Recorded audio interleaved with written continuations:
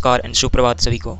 और हम लोग ये जो विजन आईएएस की मंथली करंट अफेयर की सीरीज़ कंटिन्यू करने जा रहे हैं। तो सबसे पहले आज मैं इसका पर्पस बताऊंगा। देखिए, ये एग्ज़ाम यूपीएससी 2026 को टारगेट कर रही है, ठीक है। एंड यूपीएससी में जनरली 1.5 ईयर्स का करंट अफेयर्स पूछा जाता है। हालांकि कुछ करंट अफेयर्स उससे पहले के भी रहते हैं, लेकिन उसका कॉस्ट बेनिफिट एनालिसिस बहुत ही कम रहता है। तो हम लोग 1.5 ईयर्स के करंट अफेयर्स पे फोकस करेंगे, एंड जिसमें मैं जनवरी 2025 से लेके मई 2026 तक कवर करूँगा। एंड हम लोगों ने कुछ टॉपिक्स कवर किए हैं, जैसे कि साइंस एंड टेक, उसके बाद कल्चर वाला पार्ट, फिर स्कीम्स वाली पार्ट। तो चलिए आज हम लोग नेक्स्ट कुछ करंट अफेयर्स देखेंगे।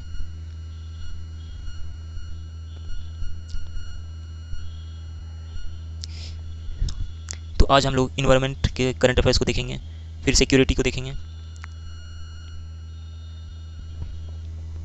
चलिए स्टार्ट करते हैं। Page number 77।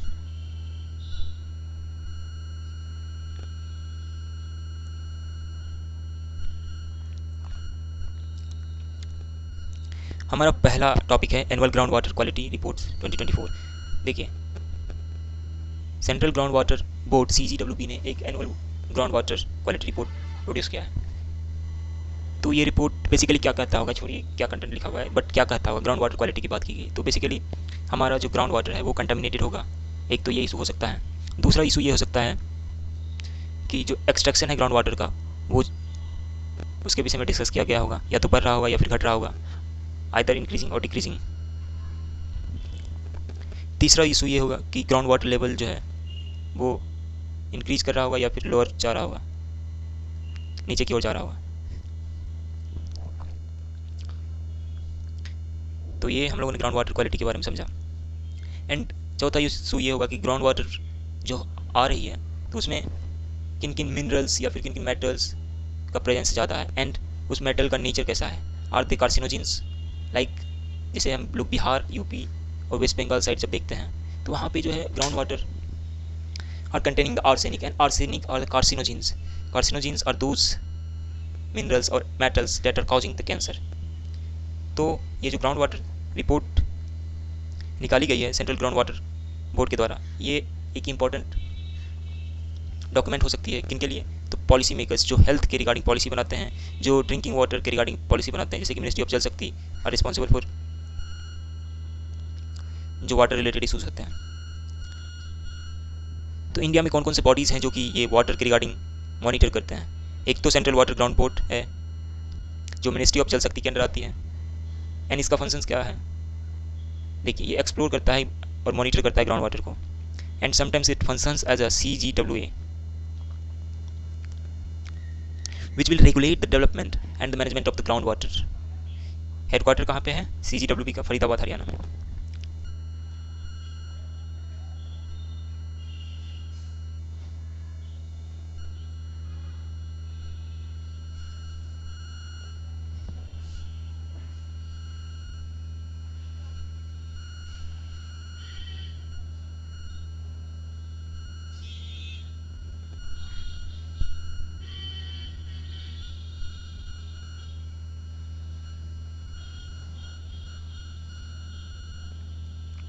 नेक्स्ट बॉडी है हमारी central water commission.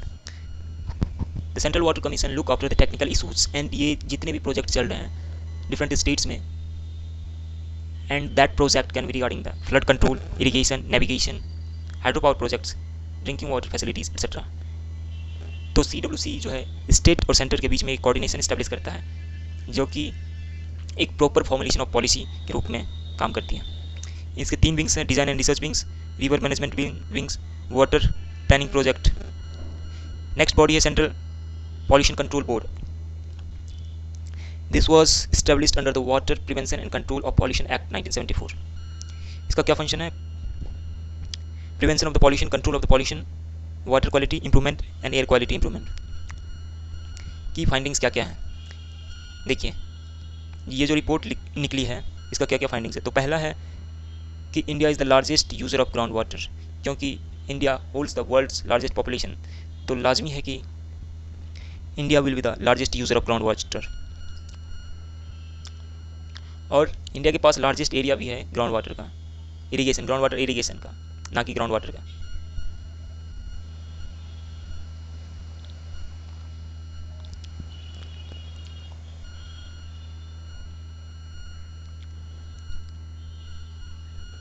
Second findings है कि 87% of ground water is used in agriculture. 87% जो है ग्राउंड वाटर एग्रीकल्चर में यूज़ होते हैं, बाकी जो 11% बचते हैं वो डोमेस्टिक पर्पस में यूज़ होते हैं, अनदर और कहीं कहीं जगह पे यूज़ होते हैं, 2% जो बचे हैं। रिचार्ज के बारे में बोला गया कि 2024 का जो रिपोर्ट है इस compare with the 2017 report, and जब इससे कंपेयर किया गया है तो ये फाइंड किया गया है कि ground water recharge has increased by 15 BCM, that is billion cubic metre, and the extraction declined in 3 billion cubic metre. Extraction जो ग्राउंड वाटर का हो रहा था वो 2017 के कंपैरिजन में 3 बिलियन क्यूबिक मीटर कम हुआ है। देखिए ग्राउंड वाटर एक्सट्रैक्शन का ये कैटेगरीज दिए हुए हैं। पहला तो है सेफ, जो कि 70% से कम ग्राउंड वाटर एक्सट्रैक्ट किया गया हो जिस एरिया में, वो एरिया सेफ कैटेगरी में है, जैसे कि आंध्र प्रदेश, असम, बिहार, महाराष्ट्र, ये सब सेफ कैटेगरी में। सेमी क्रिटिकल कैटेगरी में 70 से 90% ग्राउंड वाटर एक्सट्रैक्ट किए गए हैं।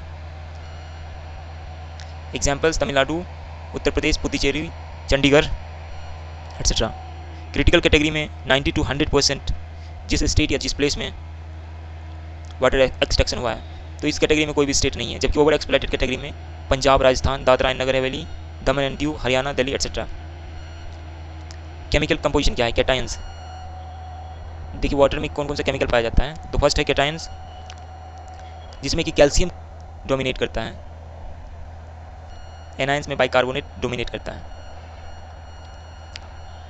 और कुछ फाइंडिंग्स है जैसे कि राजस्थान एंड गुजरात में हाई क्लोराइड कंटेंट देखा गया है, द रीजन बीइंग कि वो क्लोजर है सी से। Gujarat is literally closer to the sea, but Rajasthan was a part of transgression of सी।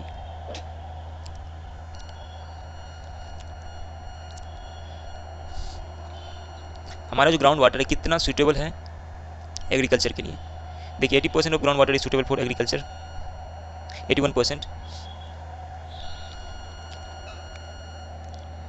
कुछ एरिया में सोडियम एब्जॉर्प्शन रेट हाई है,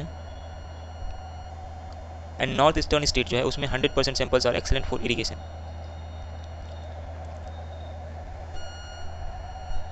यहाँ पे रीजनल वेरिएशंस दिखाया गया है, जैसे कि क्लीन वाटर जो है कहाँ कहाँ पे क्लीन वाटर पाए जाते हैं। 100% ऑफ sample met BIS standard in Arunachal, Mizoram, Meghalaya and Jammu Kashmir. इन सारे जो स्टेट्स हैं यहाँ पे 100% सैंपल जो है क्लीन वाटर की कैटेगरी में आते हैं। कंटामिनेटेड कैटेगरी में राजस्थान, हरियाणा, आंध्र प्रदेश, जहाँ के वाटर बहुत ही कंटामिनेशन फेस कर रहे हैं। Salinity concern where electrical conductivity in Barmer and Jodhpur, Rajasthan indicate the worsening ground water सैलिनाइजेशन।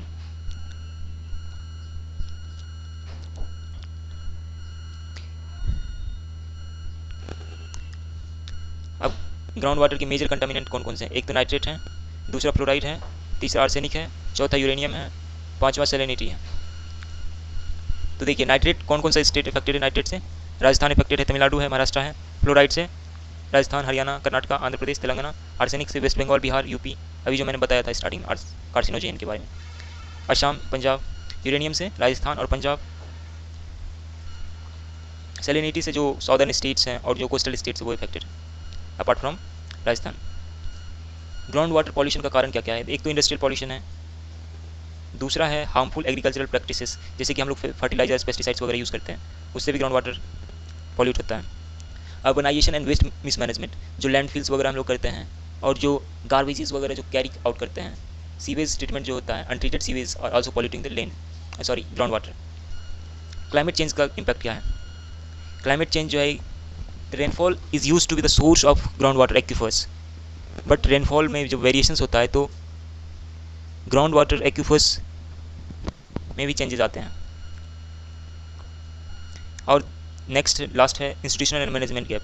Enough step नहीं लिए गए हैं जिससे कि ग्राउंड वाटर रिड्यूस हो रहा है। हालांकि जब 2017 से कंपैरिजन कर रहे हैं तो बढ़ा है, बट जब हम लोग 2024 से या फिर 2024 का कंपैरिजन 2023 से या फिर 2022 से करेंगे तो नियरेस्ट कंपैरिजन में ये कुछ ज़्यादा डिफरेंस नहीं क्रिएट करता है। कौन कौन से स्टेप्स लिए गए हैं ग्राउंड वाटर के रिगार्डिंग? एक तो अटल भूजल योजना लिए गए हैं स्टेप्स, जिसमें कि सस्टेनेबल ग्राउंड वाटर मैनेजमेंट इन स्ट्रेस्ड एरिया 7 स्टेट्स में। दूसरा जल शक्ति अभियान कैच द रेन कैंपेन 2021 में शुरू किया गया था। नेक्स्ट है मिशन अमृत सरोवर 2022 में to create a rejuvenate 75 Amrit Sarovars in every district to enhance water harvesting and conservation. भूनीट portal that provides a legal framework for groundwater extraction. National aquifer mapping and management programme CGWB जो है map करता है जो एक्यूफर्स present हैं। हेलीबॉर्न जियो physical सर्वे। Next है master plan for artificial recharge, model bill for ground water regulation. Way forward क्या क्या है? एक तो इंस्टीट्यूशनल रिफॉर्म किया जा सकता है, recommendation of Mihir Shah committee. Mihir Shah committee क्या कहती है कि CWC और CGWB को इंटीग्रेट करके एक बॉडी बनाया जाए, जिससे कि वाटर मैनेजमेंट में जो कोऑर्डिनेशन में कमी आती है उसको एड्रेस किया जा सके। लीगल रिफॉर्म क्या होना चाहिए? Separate ground water right from land ownership and empower local bodies for regulation. देखिए, लैंड रिकॉग्निशन या फिर लैंड ओनरशिप को सेपरेट किया जाना चाहिए ग्राउंड वाटर से, जिससे कि जो बॉडीज होते हैं उसका कंट्रोल आ सके। सस्टेनेबल वाटर प्रैक्टिसेस जैसे कि water efficient agriculture, rain water harvesting, artificial recharge, blue green infrastructure etcetera. Community empowerment जैसे कि mission Kakatiya involves the development of minor irrigation infrastructure, strengthening community based irrigation management and adopting a comprehensive program for the restoration of tank. तो this was all about the first article. Moving to the second article. Second article है IMD के बारे में। IMD के जो 150वीं वर्षगांठ है उसके अवसर पे मिशन मौसम लॉन्च किया गया है हमारे प्राइम मिनिस्टर के द्वारा। And mission Mausam will function under the ministry of earth science. And इसका एम क्या होगा? जो इंडिया है उसको एक weather ready and climate smart nation बनाना है। Phase first will be implemented during the 2024 to 2026. Phase second will be 2026 to 2031. Implementation किसके द्वारा किया जाएगा? IMD के द्वारा। The Indian Institute of Tropical Meteorology Pune and the National Center for Medium Range Weather Forecasting Noida के द्वारा। History and background of the meteorology in India. देखिए 1636 में हेली एक ब्रिटिश साइंटिस्ट थे जिन्होंने एक ट्रीटीज पब्लिश किया था on Indian monsoon, in which he attributed to the seasonal reversal of wind due to the differential heating of the Asian land mass and the Indian ocean. History of IMD 1875 में create किया गया था। Headquarter कहाँ है? नई दिल्ली में। Initially it was in Calcutta. First director कौन थे? Sir John Elliot, who was appointed in May 1889 at Calcutta headquarter. Evolution उसके बाद 1947 के बाद मिनिस्ट्री ऑफ अर्थ साइंस के अंदर आ गया। First organization in India to have a message switching computer for supporting its global data exchange.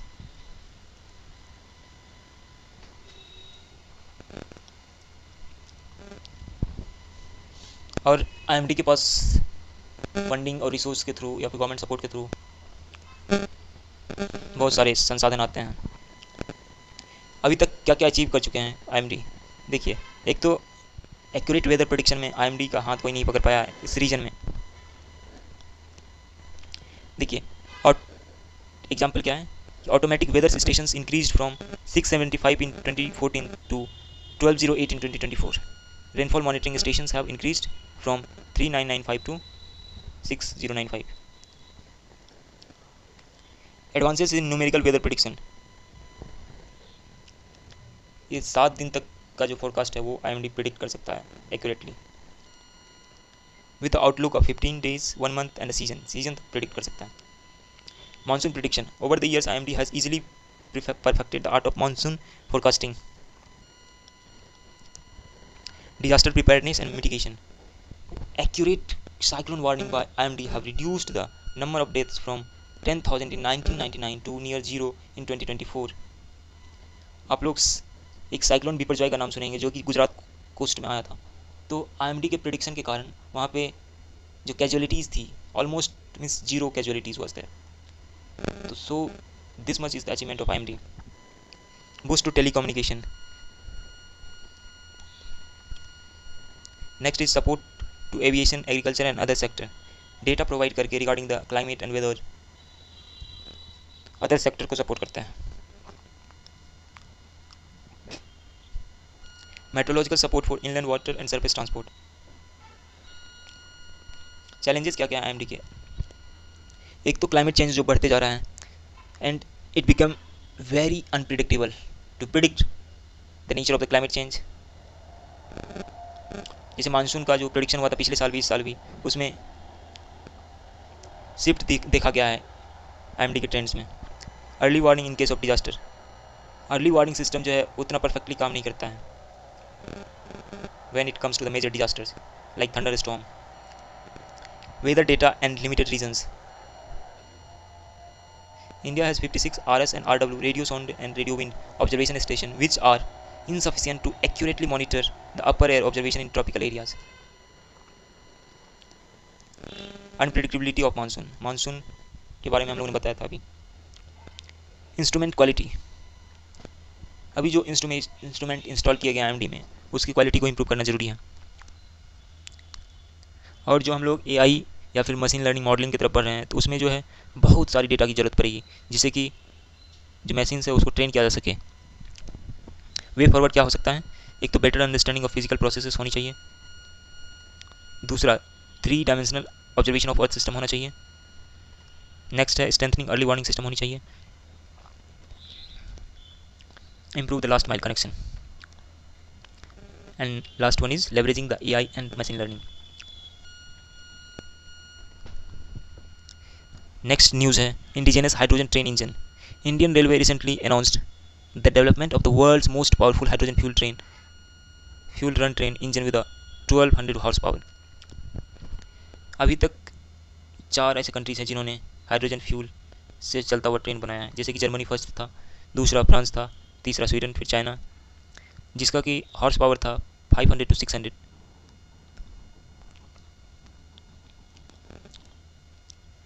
And इसको हाइड्रेल बोला जाता है। ये जितने भी हाइड्रोजन पे ऑपरेट करते हैं उसको क्या बोला जाता है? हाइड्रेल।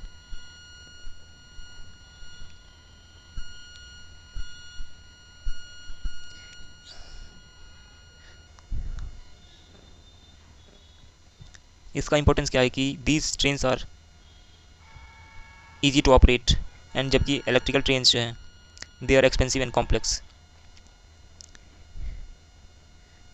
इंडिया के जो इंडिजिनस हाइड्रोजन ट्रेन है इसको बनाया है RDSO, research design and standard organisation, manufactured by integral coach factory Chennai.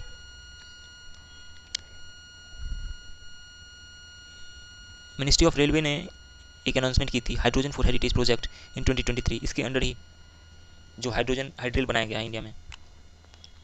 और union budget 2023-2024 announced and allotted funds for developing 35 hydrogen fuel cell train. As a part of this venture, exiting diesel electric multiple unit demo trains, rakes will be retrofitted with the green hydrogen fuel cells. Trial route will be the Jind Sonipat in Haryana.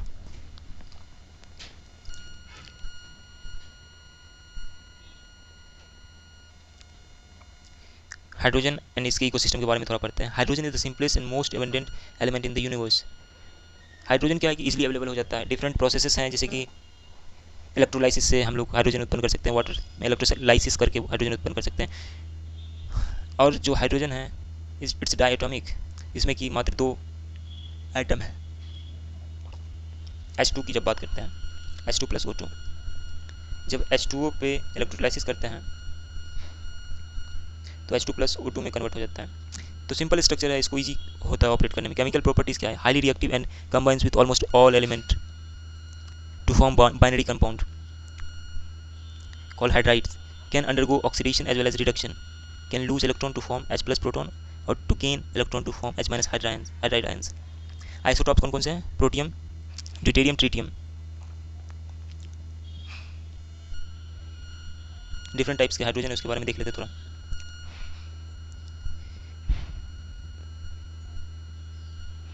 एक तो green hydrogen है,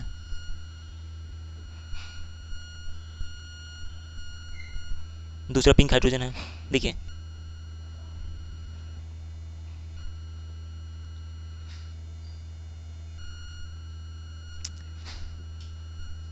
green hydrogen जो renewable के लिए use होता है, footprint इसका minimal है। पिंक हाइड्रोजन न्यूक्लियर के लिए यूज़ होता है, जो न्यूक्लियर में यूज़ होता है वो पिंक हाइड्रोजन है। Yellow hydrogen mixed origin green energy blue hydrogen जो नेचुरल गैस और कोल से उत्पन्न होता है। टर्किश हाइड्रोजन जो है वो नेचुरल गैस से उत्पन्न होता है। Grey hydrogen natural gas. Brown hydrogen brown coal lignite.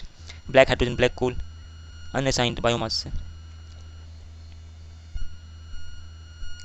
Global initiatives क्या क्या हैं जिसमें कि हाइड्रोजन प्रोडक्शन किया जा रहा है? एक तो वर्ल्ड बैंक का जो क्लीन हाइड्रोजन इनिशिएटिव है। दूसरा है clean energy ministerial, international clean energy leadership के अंडर हाइड्रोजन उत्पन्न किया जा रहा है।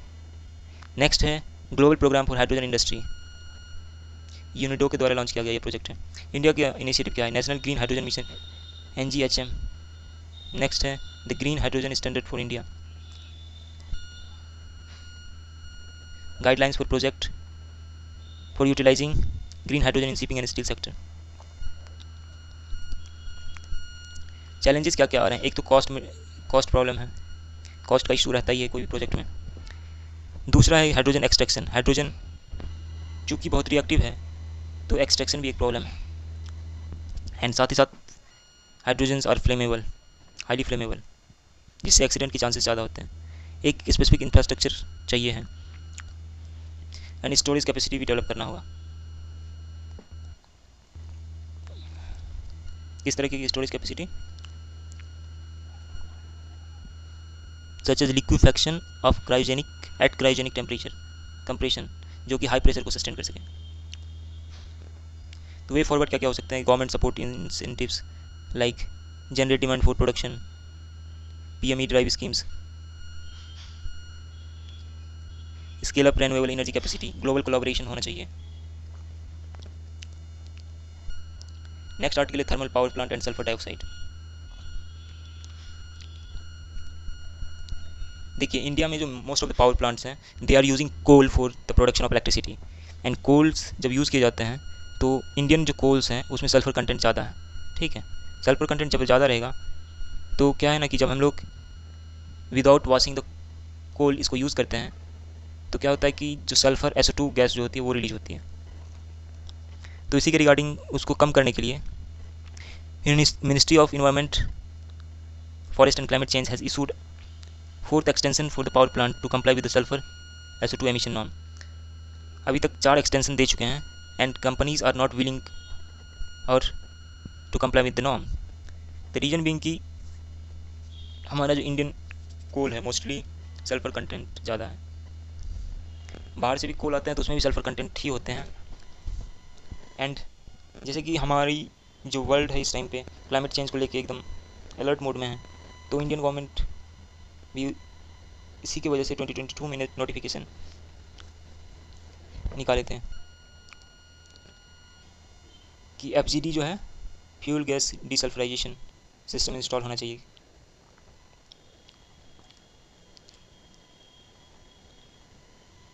तो डिफरेंट कैटेगरीज ऑफ इंडस्ट्रीज़ हैं जिसमें फ्लू गैस डिसल्फराइजेशन सिस्टम को इंस्टॉल करना चाहिए था।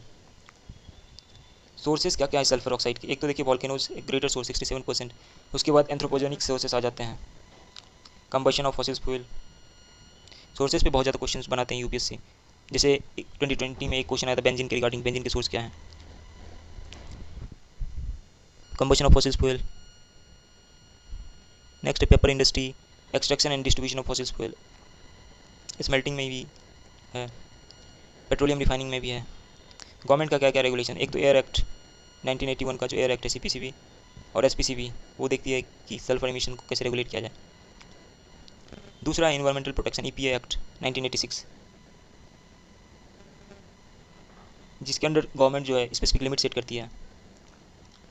तीसरा है NAAQS national ambient air quality standards, ministry of environment and forest climate change ने इस्टेब्लिश किया to check the concentration of pollutants like sulphur dioxide. Next है हमारा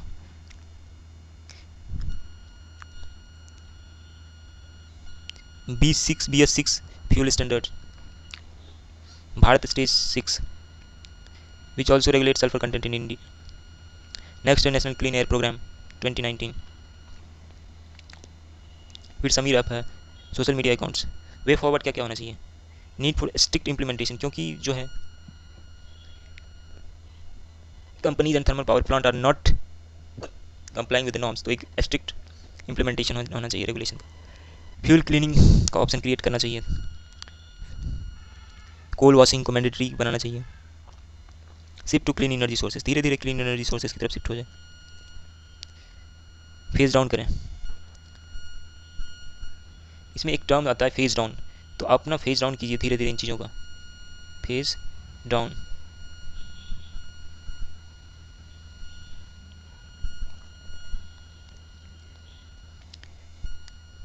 रिसेंटली टर्मरिक बोर्ड इस्टेब्लिश किया गया है, कहाँ पे, तो निजामाबाद जो तेलंगाना का एक शहर है वहाँ पे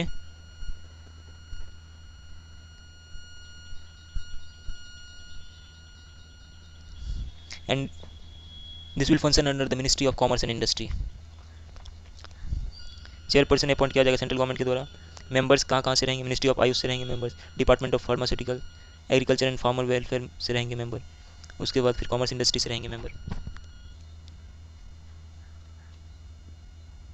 और जो स्टेट और नेशनल यूनिवर्सिटीज़ है उसको सेलेक्ट करना है जो रिसर्च के क्षेत्र में आगे बढ़ना है। And secretary to this will be appointed by department of commerce. Significance क्या है इसका, promote research and development in turmeric products, value addition होगा टर्मरिक में, creating awareness of turmeric medical properties, ensures quality and safety and standards of turmeric production and export.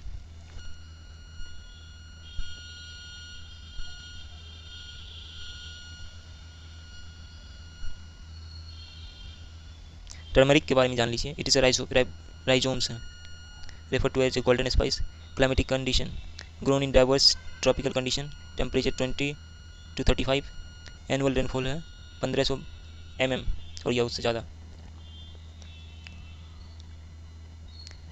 Properties क्या क्या है, active ingredient in turmeric called curcumin is an antioxidant, anti inflammatory properties है। Natural indicator to pH of solution, turmeric production का क्या स्थिति है India में।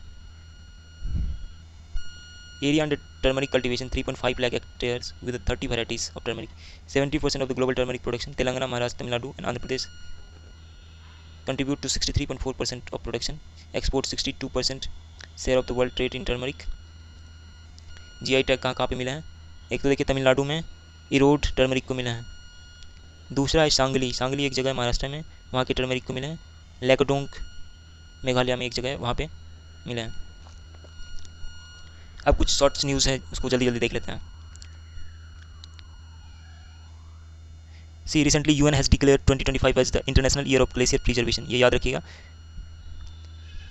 और 2025 को ग्लेशियर ईयर्स ऑफ प्रिजर्वेशन बोला गया था। 2024 को क्या बोला गया था, 2024 को बोला गया था कैमेलाइट्स का, इंटरनेशनल ईयर ऑफ कैमेलाइट्स। 2023 को क्या बोला गया था, इंटरनेशनल ईयर ऑफ मिलेट्स। ये 2-3 साल का आप याद रखिएगा।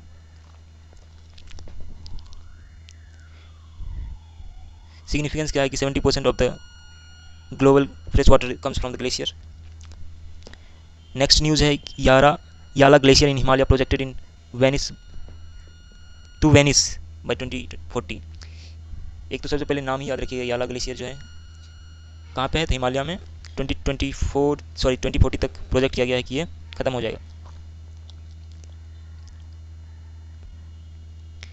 एंड ग्लेशियर्स के बारे में हम लोग डिटेल से पढ़ेंगे जब ज्योग्राफी की क्लास लेंगे। इनसाइड जियोमॉर्फोलॉजी के अंदर एक टॉपिक आता है, फोलॉजी के अंदर एक टॉपिक आता है glaciated landform and periglacial landform, तो उसके अंदर हम लोग डिटेल से पढ़ेंगे। एंड वेरियस डिजास्टर्स अकर्स होते हैं ग्लेशियर्स की वजह से, जैसे कि क्लाउड बर्स्ट हो गया, glacier lake outburst, flood etcetera. UN initiative क्या क्या है, in March 21 is designated as international year of glacier.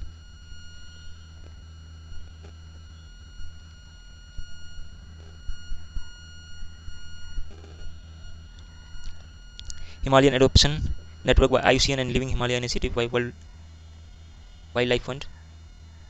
PM Kisan Sampada India में इनिशिएटिव लिया गया है। इंडियन नेशनल इंक्वाइस जो है हैदराबाद में, उन्होंने इनिशिएटिव लिया है। Mission to Arctic and Antarctic 2014 इसके अंदर है। नेक्स्ट न्यूज़ है, इंडिया ने अपना 4th बायनियल रिपोर्ट सबमिट किया है। 3rd national communication TNC contains the national green house gas inventory for year 2020। Highlights क्या है रिपोर्ट्स के? GHG एमिशन जो है डिक्रीज हुए हैं 7.93% से। Sector wise emission, energy sector में सबसे ज़्यादा एमिशन, फिर एग्रीकल्चर में 13%, फिर इंडस्ट्रियल प्रोसेस में एंड प्रोडक्ट यूज में 8%, वेस्ट में 2.56%। Emission intensity of GDP, it has reduced 36%। Share of non fossil sources constitute 46.52% of installed electricity generation capacity.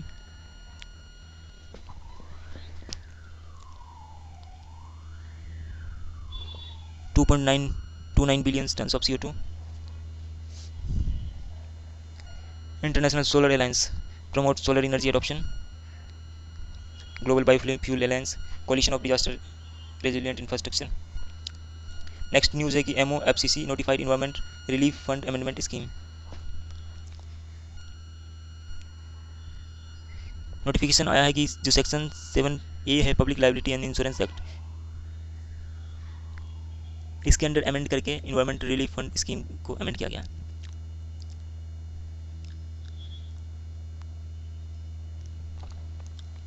Chhattisgarh first, next news देखते हैं, इसमें ज़्यादा डिटेल्स जाने की जरूरत नहीं है। Amendment, Chhattisgarh become the first state to adopt green GDP। Green GDP के बारे में देखते हैं कि green GDP was coined in the late 1980s. Green GDP refers to the adjusted gross domestic product as per the environment. Green GDP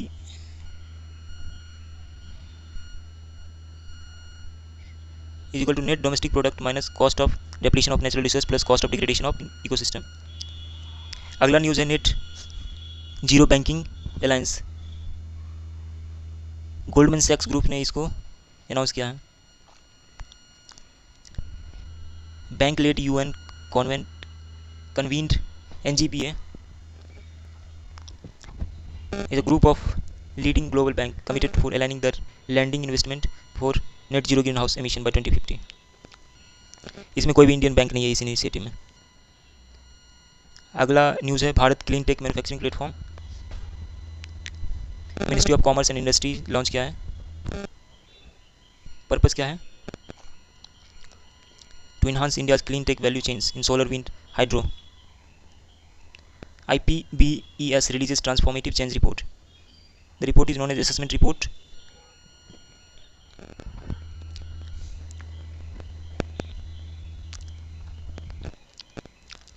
five strategies क्या क्या हैं? एक तो conserve, store and regenerate place of value. दूसरा transform ecosystem.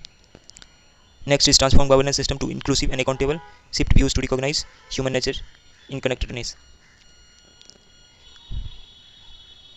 First ever global fresh water fauna assessment by IUCN। IUCN ने first time है जबकि जिसने कि fresh water fauna report release किया है।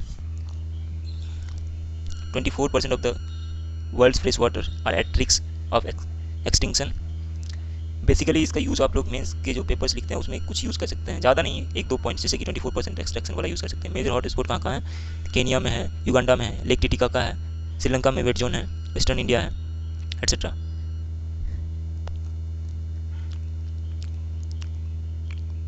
क्या क्या थ्रेट फेस कर रहे हैं? Moving to the next article.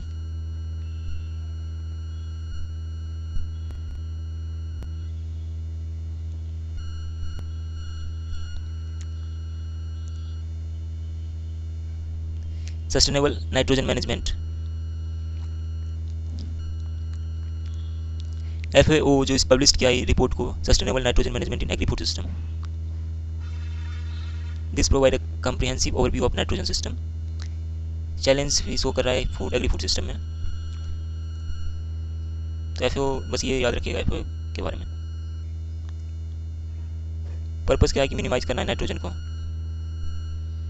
And recycling of nitrogen. Kampala declaration. Kampala declaration किसके बारे में है? African union extraordinarily summit the post Malabo comprehensive area comprehensive African agricultural development programme CAADP adopted by 10 years CAADP strategies action plan Kampala on sustainable agri food system. किसके regarding Kampala declaration? तो building resilient and sustainable agri food system. Kampala is the successor of Malabo declaration. Manufactures and या फिर aims and क्या है? It is produced using crushing of rocks serving A substitute. Global water monitor report आया है, global water monitor consortium ने report release किया है जिसके अंदर वाटर साइकिल के बारे में बताया गया। फाइंडिंग्स क्या क्या इन 2024 वाटर रिलेटेड डिजास्टर जो है जिससे कि डेथ हुए हैं, इम्पैक्ट हुआ है क्लाइमेट चेंज पे, वाटर साइकिल को इंटेंसीफाई किया 7.4% से, सीवियर स्टॉर्म्स आए हैं, increase in frequency. GPAP global plastic action partnership जो हुए हैं जिसमें कि न्यू कंट्रीज आए हैं, तो Angola, Bangladesh, Gabon, Guatemala, Kenya and Tanzania. Partnership कब हुआ? ये 2018 में जो वर्ल्ड इकोनॉमिक फोरम हुआ था वहीं पे ये समिट हुई थी। प्रेजेंट मेंबर है इंडिया से including Maharashtra state. Global energy alliance for people and planet international solar alliance के द्वारा रिलीज किया गया है। कंप्रेस्ड नेक्स्ट है compressed air energy storage CIES system, world largest CIES system, full operation in China. And of life vehicle 2025 rule, जिसमें कि जो पुराने व्हीकल्स हैं उसको चेंज किया जाए। और कितने देखते हैं, बहुत सारे नहीं है, कुछ है जैसे कि माउंट ईबू है। माउंट ईबू कहाँ पे है? इंडोनेशिया में, पैसिफिक रिंग ऑफ फायर की नज़दीक है। यहाँ पे वॉल्केनोज आया था। मूसी रिवर हैदराबाद, क्यों न्यूज़ में है? वर्ल्ड मोनूमेंट वॉच में इसका नाम आया। आर्टिशियन कंडीशन अभी जैसलमेर में ऑब्जर्व किया गया है आर्टिशियन कंडीशन को। फिर पोलर वॉर्टेक्स, इसको ज्योग्राफी में पढ़ेंगे। हाइड्रोलिक क्लाइमेटिक भी plus India's coast line recalculated. Garudakshi fire system है। Calamities severe nature Kavacham, Kerala early warning system. Shikari Devi wild life sanctuaries. होलंगपुर given wild life sanctuaries Himachal में है। सिकारी देवी शायद होलंगपुर गिवन जो है असम में है, जहाँ पे बंगाल स्लो लोरिस पाया जाता है। ट्रांसलोकेशन ऑफ टाइगर, MP में जो है टाइगर का ट्रांसलोकेशन हो रहा है। इन्वॉल्व जगह जो है बांधवगढ़ है, पन्ना है, कान्हा है, पेंच है, एटसेट्रा।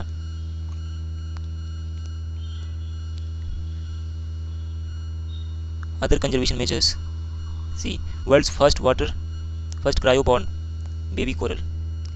क्रायो मेस या फिर इस तरह की टेक्नोलॉजी को यूज़ करके कोरल्स बनाया जा रहा है। तो world's first cryo baby corals has been successfully settle on the Great Barrier Reef. तो इससे क्या होगा कि कोरल रीफ का रिस्टोरेशन में मदद मिलेगा।